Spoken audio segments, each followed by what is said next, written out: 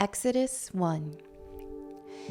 These are the names of the sons of Israel, that is, Jacob, who moved to Egypt with their father, each with his family: Reuben, Simeon, Levi, Judah, Issachar, Zebulun, Benjamin, Dan, Naphtali, Gad, and Asher.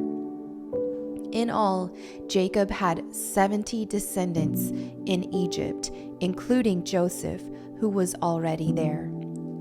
In time, Joseph and all his brothers died, ending that entire generation. But their descendants, the Israelites, had many children and grandchildren. In fact, they multiplied so greatly that they became extremely powerful and filled the land.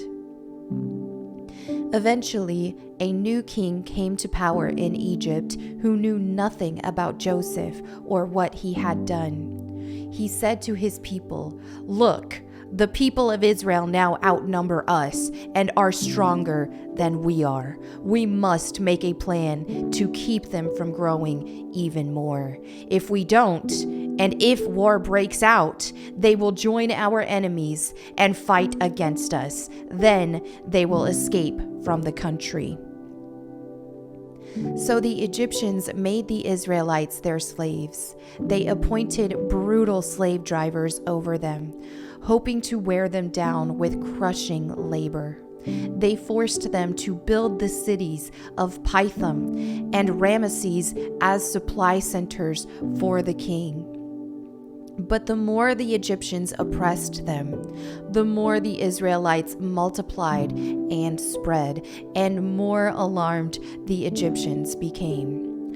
So the Egyptians worked the people of Israel without mercy. They made their lives bitter, forcing them to mix mortar and make bricks and do all the work in the fields. They were ruthless in all their demands. Then Pharaoh, the king of Egypt, gave this order to the Hebrew midwives, Shiphrah and Puah: "When you help the Hebrew women as they give birth, watch as they deliver. If the baby is a boy, kill him. If it is a girl, let her live." But because the midwives feared God, they refused to obey the king's orders. They allowed the boys to live too. So the king of Egypt called for the midwives. "Why have you done this?" he demanded. "Why have you allowed the boys to live?" "The Hebrew women are not like the Egyptian women," the midwives replied.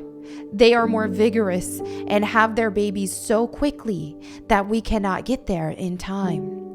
So God was good to the midwives, and the Israelites continued to multiply, growing more and more powerful. And because the midwives feared God, he gave them families of their own. Then Pharaoh gave this order to all his people: "Throw every newborn Hebrew boy into the Nile River, but you may let the girls live." Exodus chapter 2. About this time, a man and woman from the tribe of Levi got married. The woman became pregnant and gave birth to a son. She saw that he was a special baby and kept him hidden for 3 months. But when she could no longer hide him, she got a basket made of papyrus reeds and waterproofed it with tar and pitch. She put the baby in the basket and laid it among the reeds along the bank of the Nile River. The baby's sister then stood at a distance, watching to see what would happen to him. Soon, Pharaoh's daughter came down to bathe in the river, and her attendants walked along the river bank. When the princess saw the basket among the reeds, she sent her maid to get it for her. When the princess opened it, she saw the baby. The little boy was crying, and she felt sorry for him. "This must be one of the Hebrew children," she said. Then the baby's sister approached the princess. "Should I go and find one of the Hebrew women to nurse the baby for you?" she asked. "Yes, do," the princess replied. So the girl went and called the baby's mother. "Take this baby and nurse him for me," the princess told the baby's mother. "I will pay you for your help." So the woman took her baby home and nursed him. Later, when the boy was older, his mother brought him back to Pharaoh's daughter, who adopted him as her own son. The princess named him Moses, for she explained, "I lifted him out of the water." Many years later, when Moses had grown up, he went out to visit his own people, the Hebrews, and he saw how hard they were forced to work. During his visit, he saw an Egyptian beating one of his fellow Hebrews. After looking in all directions to make sure no one was watching, Moses killed the Egyptian and hid the body in the sand. The next day, when Moses went out to visit his people again, he saw two Hebrew men fighting. "Why are you beating up your friend?" Moses said to the one who had started the fight. The man replied, "Who appointed you to be our prince and judge? Are you going to kill me as you killed that Egyptian yesterday?" Then Moses was afraid, thinking, "Everyone knows what I did." And sure enough, Pharaoh heard what had happened, and he tried to kill Moses. But Moses fled from Pharaoh and went to live in the land of Midian. When Moses arrived in Midian, he sat down beside a well. Now the priest of Midian had 7 daughters who came as usual to draw water and fill the water troughs for their father's flocks. But some other shepherds came and chased them away. So Moses jumped up and rescued the girls from the shepherds. Then he drew water for their flocks. When the girls returned to Reuel, their father, he asked, "Why are you back so soon today?" "An Egyptian rescued us from the shepherds," they answered, "and then he drew water for us and watered our flocks." "Then where is he?" the father asked. "Why did you leave him there? Invite him to come and eat with us." Moses accepted the invitation, and he settled there with him. In time, Reuel gave Moses his daughter Zipporah to be his wife. Later, she gave birth to a son, and Moses named him Gershom, for he explained, "I have been a foreigner in a foreign land." Years passed, and the king of Egypt died, but the Israelites continued to groan under their burden of slavery. They cried out for help, and their cry rose up to God. God heard their groaning, and he remembered his covenant promise to Abraham, Isaac, and Jacob. He looked down on the people of Israel and knew it was time to act. Genesis chapter 3. One day, Moses was tending the flock of his father-in-law, Jethro, the priest of Midian. He led the flock far into the wilderness and came to Sinai, the mountain of God.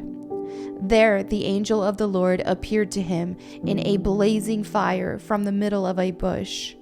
Moses stared in amazement. Though the bush was engulfed in flames, it didn't burn up.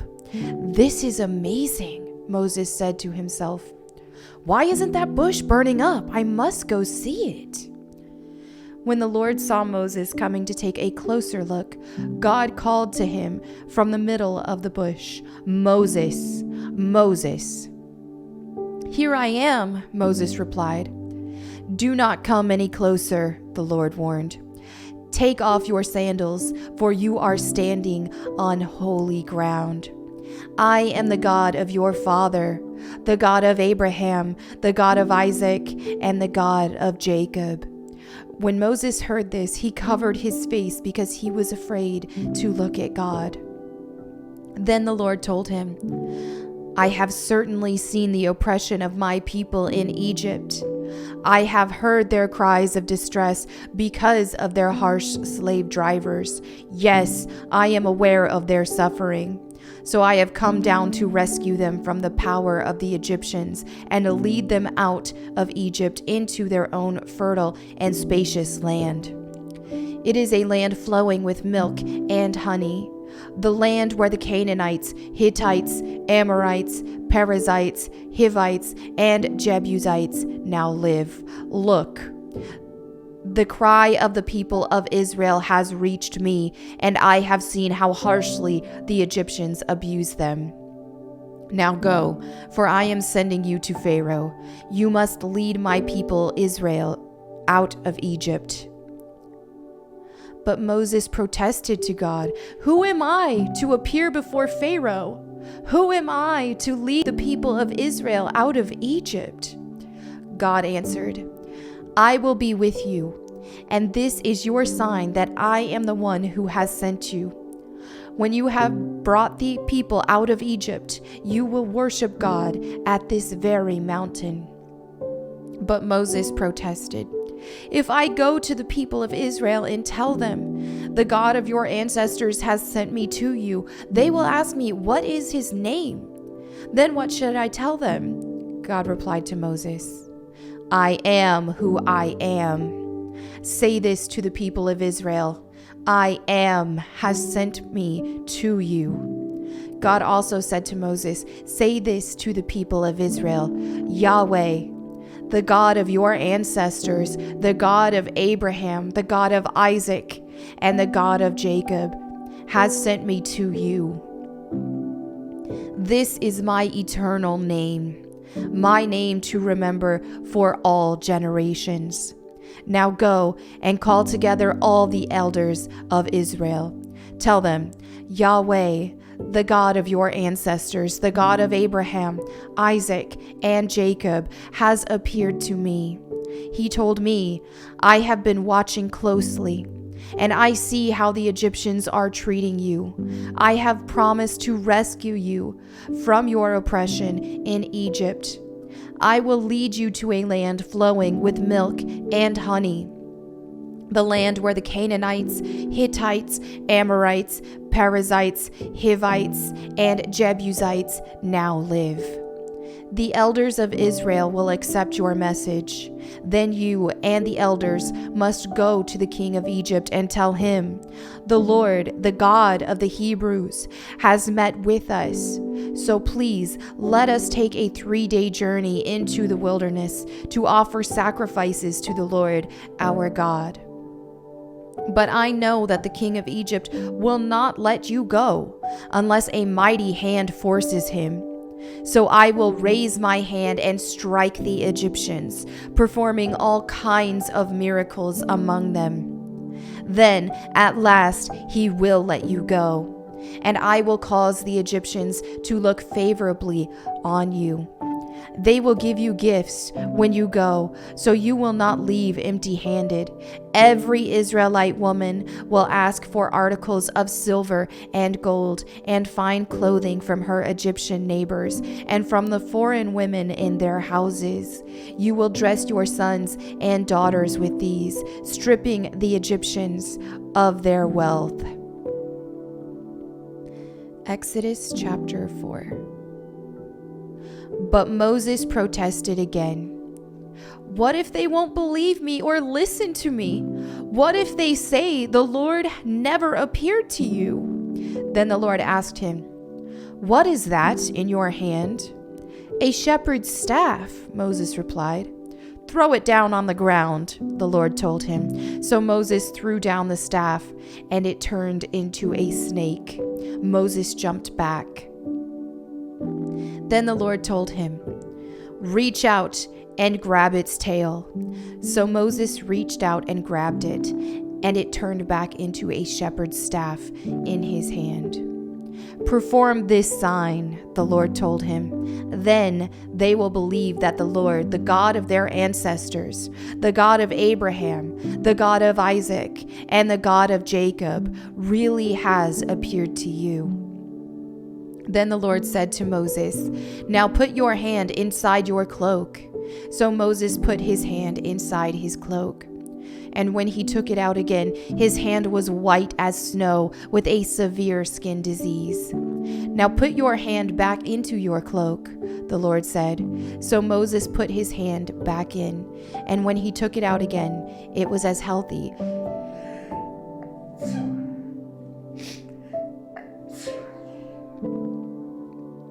Sorry. And when he took it out again, it was as healthy as the rest of his body.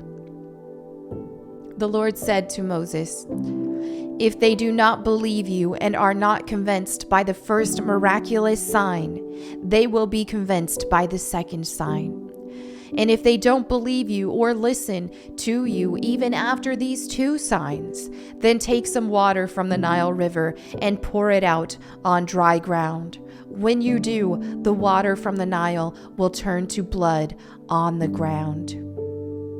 But Moses pleaded with the Lord, "Oh Lord, I'm not very good with words.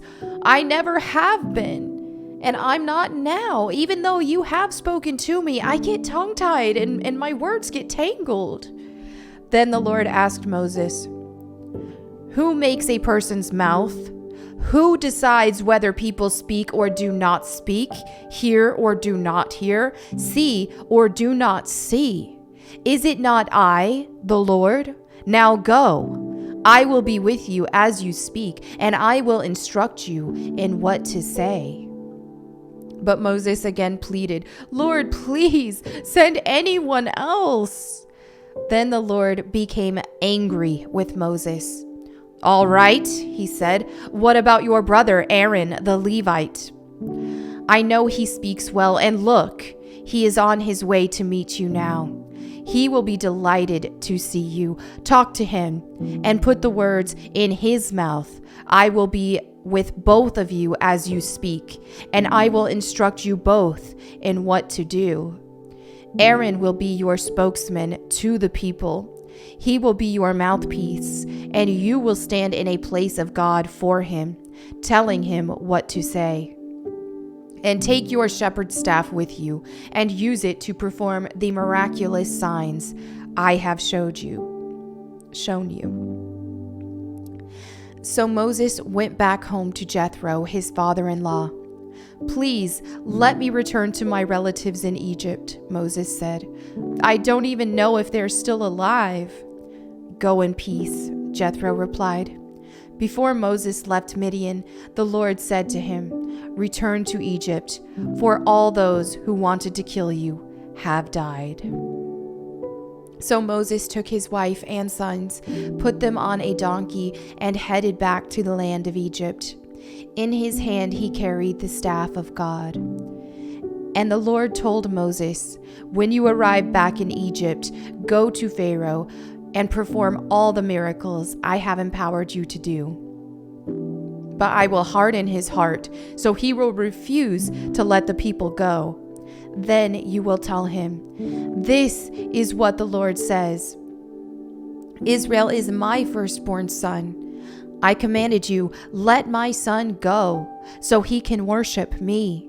But since you have refused, I will now kill your firstborn son.'" On the way to Egypt, at a place where Moses and his family had stopped for the night, the Lord confronted him and was about to kill him.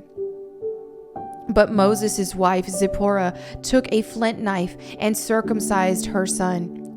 She touched his feet with the foreskin and said, "Now you are a bridegroom of blood to me." When she said a bridegroom of blood, she was referring to the circumcision. After that, the Lord left him alone. Now the Lord had said to Aaron, "Go out into the wilderness to meet Moses." So Aaron went and met Moses at the mountain of God and embraced him. Moses then told Aaron everything the Lord had commanded him to say, and he told him about the miraculous signs the Lord had commanded him to perform. Then Moses and Aaron returned to Egypt and called all the elders of Israel together. Aaron told them everything the Lord had told Moses, and Moses performed the miraculous signs as they watched. Then the people of Israel were convinced that the Lord had sent Moses and Aaron. When they heard that the Lord was concerned about them and had seen their misery, they bowed down and worshipped. Exodus chapter 5. After this presentation to Israel's leaders, Moses and Aaron went and spoke to Pharaoh. They told him, This is what the Lord, the God of Israel, says. Let my people go, so they may hold a festival in my honor in the wilderness. Is that so? Retorted Pharaoh. And who is the Lord? Why should I listen to him and let Israel go? I don't know the Lord, and I will not let Israel go. But Aaron and Moses persisted. The God of the Hebrews has met with us, they declared. So let us take a 3-day journey into the wilderness so we can offer sacrifices to the Lord our God. If we don't, he will kill us with a plague or with the sword. Pharaoh replied, Moses and Aaron, why are you distracting the people from their task? Get back to work. Look, there are many of your people in the land, and you are stopping them from their work. The same day Pharaoh sent this order to the Egyptian slave drivers and the Israelite foremen. Do not supply any more straw for making bricks. Make the people get it themselves. But still, require them to make the same number of bricks as before. Don't reduce the quota. They are lazy. That's why they're crying out.